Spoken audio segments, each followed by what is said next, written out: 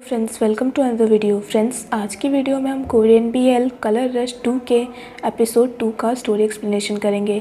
तो friends video को पूरा देखिए ताकि आप कुछ भी मिस ना करें, और अगर आपने हमारे चैनल को अब तक सब्सक्राइब नहीं किया है तो कर लीजिए ताकि आने वाली वीडियोज़ की नोटिफिकेशन आप मिस ना करें।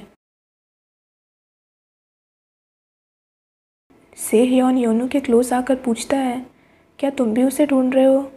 योनू पूछता है, क्या? सेहयॉन कहता है, सच। सेहयॉन कहता है, भले ही मेरी बहन उस बात पे यकीन करती है पर मैं यकीन नहीं करता हूँ। योनू को सेहयॉन की बात समझ नहीं आती है, पर योनू को सेहयॉन की आंखों में सैडनेस दिखती है। येवॉन जिसे योनू ने बचाया था वो और कोई नहीं बल्कि सेहयॉन की बहन है। अगले सीन में सेहयॉन येवॉन को कहता है, इंसान के शरीर में 3 वाइटल पॉइंट्स होते हैं। तुम्हें इंसान को हराने के लिए कई बार मारने की ज़रूरत नहीं है, तुम बस उन वाइटल पॉइंट्स पे फोकस करना। सेहयॉन उसे करके बताता है और उसे सिखाने लगता है। येवॉन खुद से करने की कोशिश करती है पर वो नहीं कर पाती है, तो सेहयॉन कहता है, तुम मुझे अपना अपोनेंट समझो और मुझ पर ट्राई करो। येवॉन का शॉट देखकर सेहयॉन कहता है, तुमने तो बहुत अच्छा किया है पर ये तुम मुझ पर यूज़ मत करना।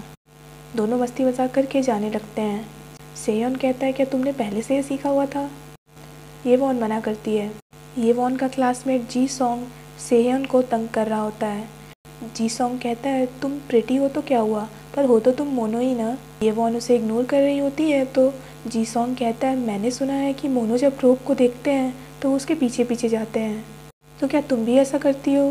तभी एक लड़का जी सॉन्ग को कहता है, तुम मोनो के नज़दीक मत जाओ वरना तुम्हें भी इन्फेक्शन हो जाएगा। येवॉन नहीं सुन रही होती है तो जी सॉन्ग उसके कानों में से ईयरफोन निकाल लेता है। येवॉन कहती है, मुझे मेरे ईयरफोन्स वापस करो। जी सॉन्ग कहता है, पहले तुम मुझे जवाब दो, क्या तुम प्रोब को देखकर उसके पीछे पीछे जाने लगती हो?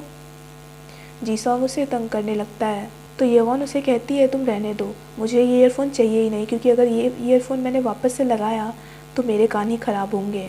येवॉन वहाँ से जाने लगती है, तो जी सॉन्ग कहता है, तुम मोनो लोग प्रोब से इतने ज़्यादा ऑब्सेस्ड होते हो कि तुम लोग उन्हें किडनैप भी कर लेते हो और यहाँ तक मार भी डालते हो। मैंने तो सुना है कि कल भी न्यूज़ में ऐसा कोई इशू आया था। ये बातें सुनकर येवॉन पीछे मुड़ती है। जी सॉन्ग कहता है, बताओ मुझे, क्या तुम्हारी माँ मोनो है या फिर तुम्हारे डैड? क्या वो एक दूसरे को मारते नहीं हैं? ये सुनकर येवॉन को गुस्सा आ जाता है और वो उसे पंच मार देती है। येवॉन घबरा कर इधर उधर देखने लगती है। जी सॉन्ग येवॉन की कंप्लेन कर देता है और जी सॉन्ग की माँ भी वहाँ पर आ जाती है। जी सॉन्ग की माँ येवॉन से कहती है, तुम अकेली क्यों यहाँ पे बैठी हो? तुम्हारे गार्जियन कहाँ हैं? कहाँ हैं तुम्हारे पेरेंट्स? और तुम्हारी हिम्मत कैसे हुई कि तुमने मेरे बेटे को मारा? टीचर जी सॉन्ग की माँ से पूछते हैं, क्या मैं इसके गार्जियन को बुलाऊँ यहाँ पे? सॉन्ग की माँ हाँ कहती है। टीचर कहते हैं कि अभी तो ये करना बहुत मुश्किल होगा क्योंकि क्लासेस अभी भी चल रही हैं। जी सॉन्ग की माँ पूछती है, क्या इसके गार्जियन टीचर हैं? टीचर मना करते हैं और कहते हैं कि वैसे तो इसके एक अंकल हैं लेकिन अभी वो यहाँ पे नहीं है तो वो अभी आ नहीं सकते, लेकिन इसका एक बड़ा भाई है जिसका नाम सेहयॉन है, वो सामने के ही स्कूल में पढ़ता है, क्योंकि वो वहाँ स्टूडेंट है तो उसे अभी बुलाना मुश्किल है। सॉन्ग की माँ कहती है, मुझे कोई फ़र्क नहीं पड़ता, आप उसे बुलाइए यहाँ पे। सेहयॉन का नाम सुनकर जी सॉन्ग अपनी माँ को वहाँ से चलने को कहता है। जी सॉन्ग की माँ पूछती है कि क्या हुआ तुम्हें? हमें यहाँ से जाने से पहले माफ़ी तो लेनी ही होगी इनकी। जी सॉन्ग मना करने लगता है और कहता है कि अगर वो यहाँ पे आ गया तो मैं मर जाऊँगा। सेहयॉन शैडो बॉक्सिंग का चैम्पियन है, यहाँ के बुली भी उससे डरते हैं। जी सॉन्ग की माँ कहती है, तुम कह क्या रहे हो? जी सॉन्ग येवॉन से कहता है कि तुम मुझे माफ़ कर दो, मुझे नहीं पता था कि तुम सेहयॉन की बहन हो। तुमने कभी हम लोगों को अपनी फैमिली के बारे में बताया ही नहीं था।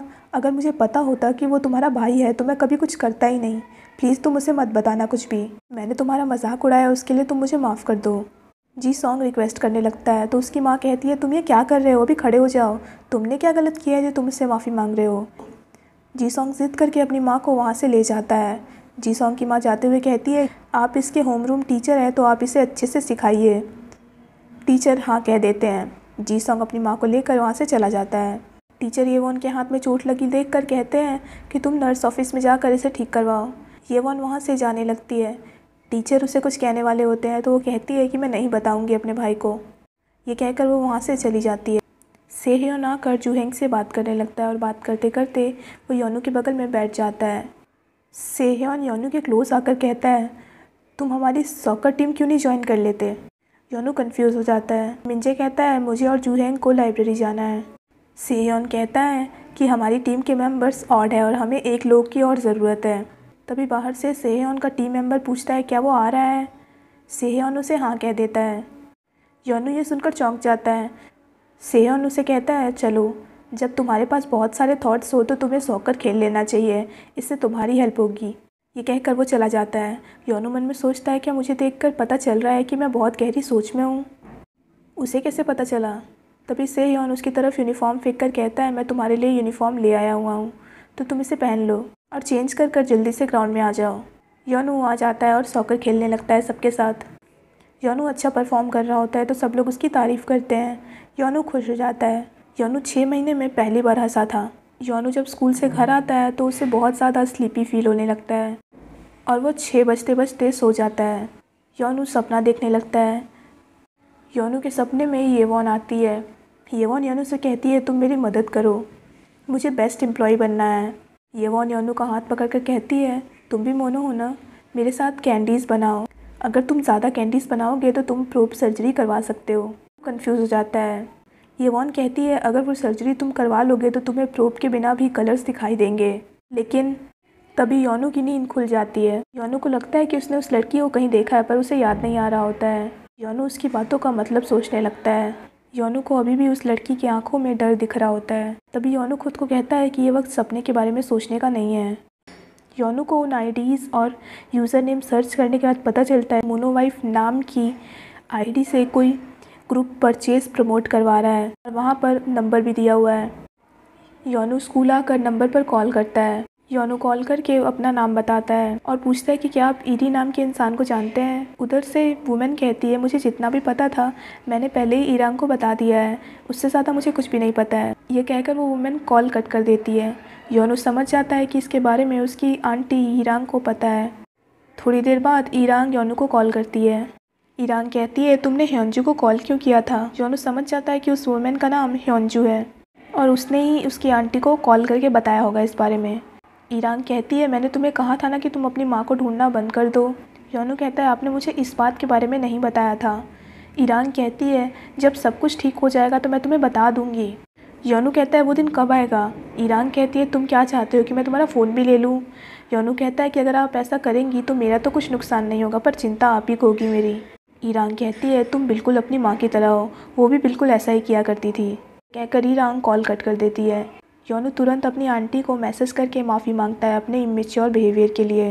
योनू ईरांग को बता देता है कि उसे एक मोनो कॉफ़ी शॉप के बारे में पता चला कि उसकी माँ 6 साल पहले उस कॉफ़ी शॉप के गेट टुगेदर में गई थी, तो वो बस हेल्प करना चाहता था।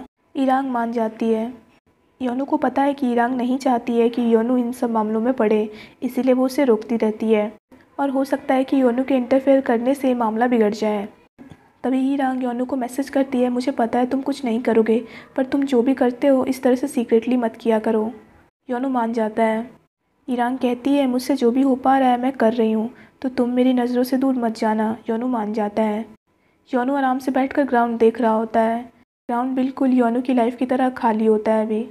योनू ग्राउंड देखकर यूहान के बारे में सोच रहा होता है। योनू उस पल को मिस कर रहा होता है जब यूहान उसका नाम पुकारा करता था और उसे कलर्स के बारे में बताया करता था। योनू जैसे ही घर आता है ईरांग उसे कॉल करती है। ईरांग उससे पूछती है, तुम कहाँ हो? योनू कहता है, मैं घर आ गया हूँ।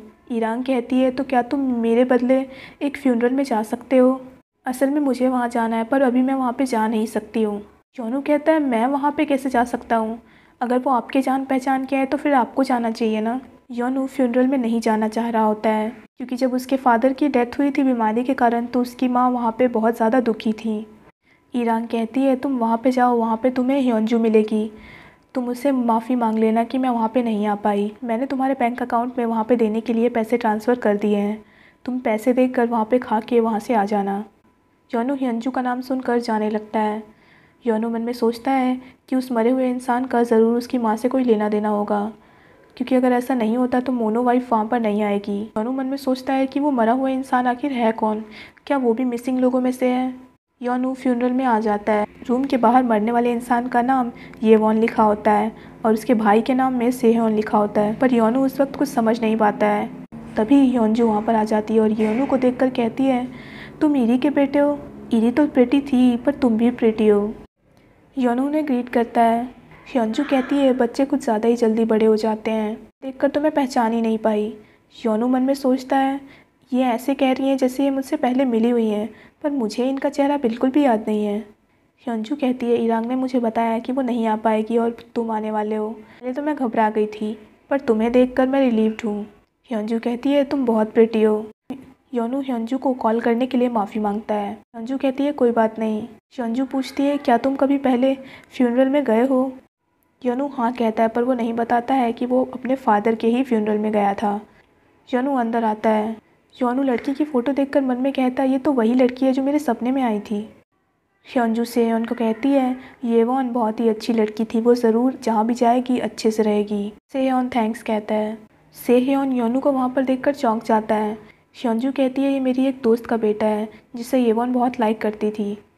सेहयोन उसे आने के लिए थैंक्स कहता है और यहीं पे ये एपिसोड ख़त्म हो जाता है। So friends that's it for this video. I hope आपको वीडियो पसंद आया हो। अगर आपको वीडियो पसंद आया हो तो वीडियो को लाइक कीजिए, हमारे चैनल को सब्सक्राइब कीजिए, साथ साथ बेल आइकन भी प्रेस कर दीजिए ताकि आप आने वाली वीडियोज़ की नोटिफिकेशन मिस ना करें। So friends thanks for watching this video. Bye bye and take care of your health.